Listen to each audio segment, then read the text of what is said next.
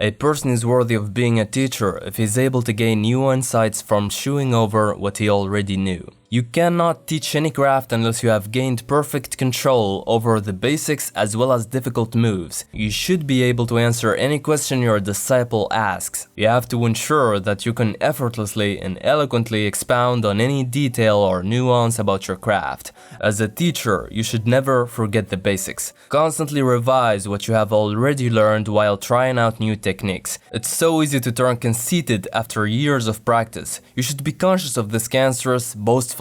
If left untamed, it'll slowly transform into arrogance. This arrogance gives birth to envy. You'll turn envious toward any disciple who tries to surpass you, and you'll strive to plot for their downfall. Remember, your sole purpose is to help the weak ascend to your level, and not to act like the boss and soak up everyone's approval and praise because you have a black belt or whatever. Hence, a true master needs to be as humble in his learning as his students and as eager to further his knowledge like themselves.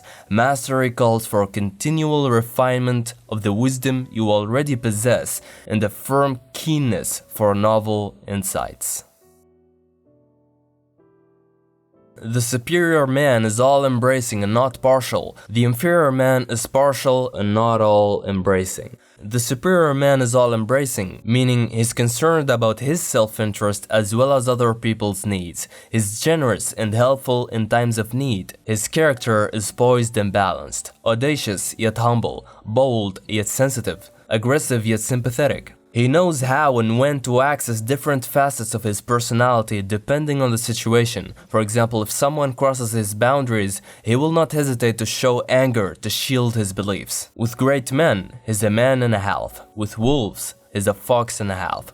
On the second part of the quote, we've got the inferior, partial man. This guy's intentions are everlastingly directed towards self-interest per se, continuously looking for the fastest lanes to acquire what he desires by any means, manipulation, traps, deception, and the like.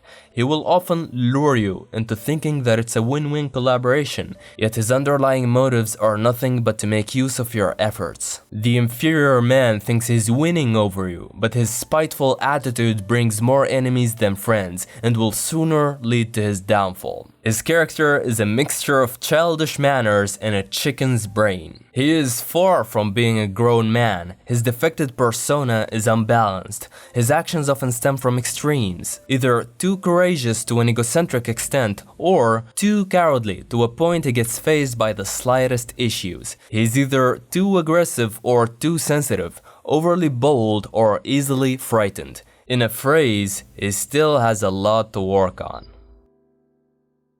To study and not think is a waste. To think and not study is dangerous.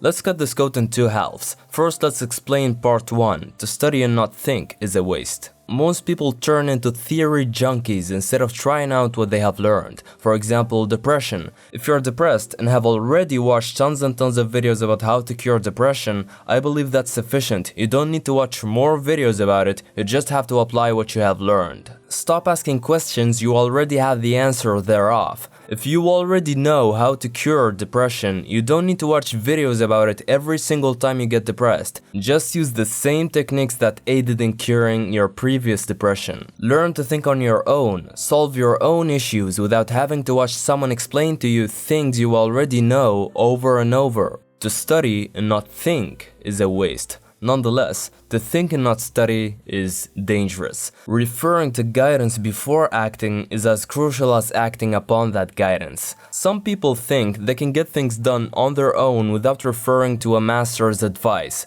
For instance, people who start businesses without ever reading a single business book. How foolish is that? And then they get confused as to why their business failed. This is why theory is as vital as practice. Referring to guidance will ensure that you won't stray from the right path. Guidance from experts cuts your learning curve by revealing potential pitfalls that could hinder your progress. Theory without practice is as mindless as practice without theory. To study and not think is a waste. To think and not study is dangerous.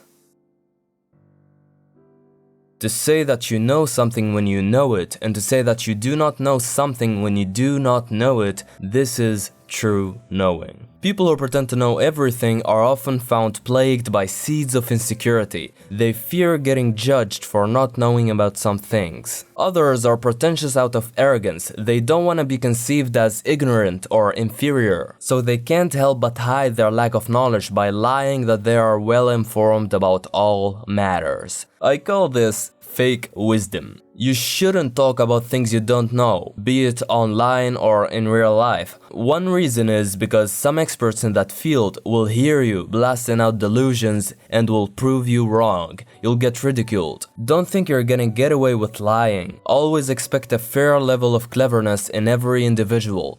In conversations, if questioned on a topic you're clueless about, simply say, "I don't know." How hard is that? Be honest about what you know and don't know, but also certain that what you know is not a delusion. I've explained this point in my review on the 50th law. It basically implies you should confirm that your sources of knowledge are actually valid. Well, sometimes it's quite difficult to ascertain the validity of your sources. For instance, you can literally find 1,000 articles that talk about the same topic, and each one of them offers a different perspective. Well, who's the right one? In this case, most people, for they don't want to think too much, take the easy way out, that is to blindly adopt one of those perspectives as their own beliefs. Don't. If confronted with similar cases, you should read through these various sources and then devise your own interpretation, one that seems practical to you and suitable to your own circumstances. To say that you know something when you know it, and to say that you don't know something when you don't know it, that is true knowing.